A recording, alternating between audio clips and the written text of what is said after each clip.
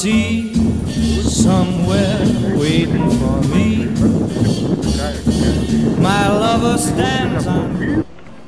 Ко става тази политика? Работа няма, бе.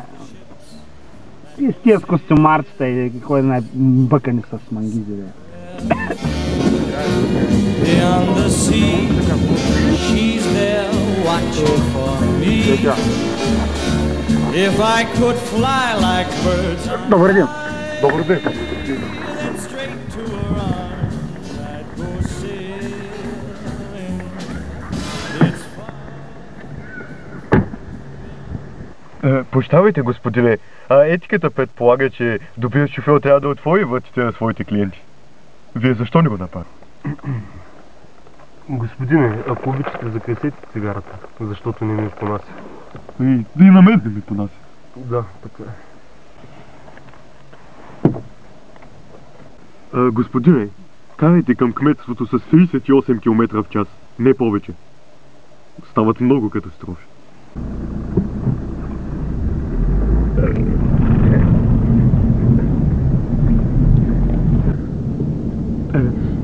Снощи бях на коктейл. Случи ми се нещо невъобразимо. След като приключихме с сакето, реших да отида да се облекча. Измивам се, поглеждам се в огледалото и...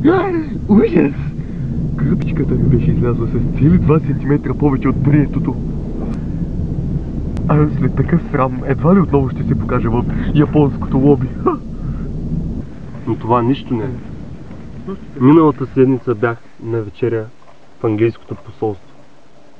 След като приключихме с хапките, поднесоха чай, слагам захар и докато разбърквах, цели 2 пъти ударих ръба на чашката с лъжичката. Просто такъв срам, не знам, цели 2 пъти. Цели 2 пъти да ударя ръба на чашката, цели 2 пъти. Извинявайте, че карам с гъб към вас.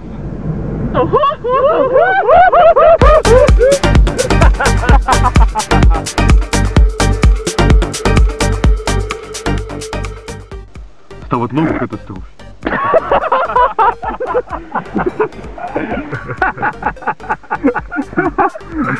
След като свършихме с сакето... След като...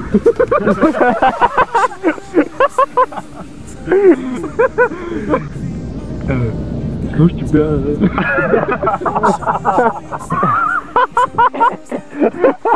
Дай си ми смешно, не мога да разправя. А ти не се случава? Ужас! Ау! Кърпичката ми излязла цели 2 см от повече от приетото. Ау! От хапките поднесоха чай. И забравих. Но с хапките поднесоха чай. Но това нищо не е. Миналата седмица.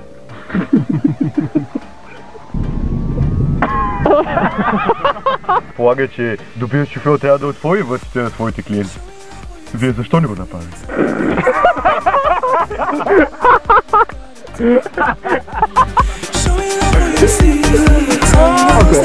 Държи си да. Държам.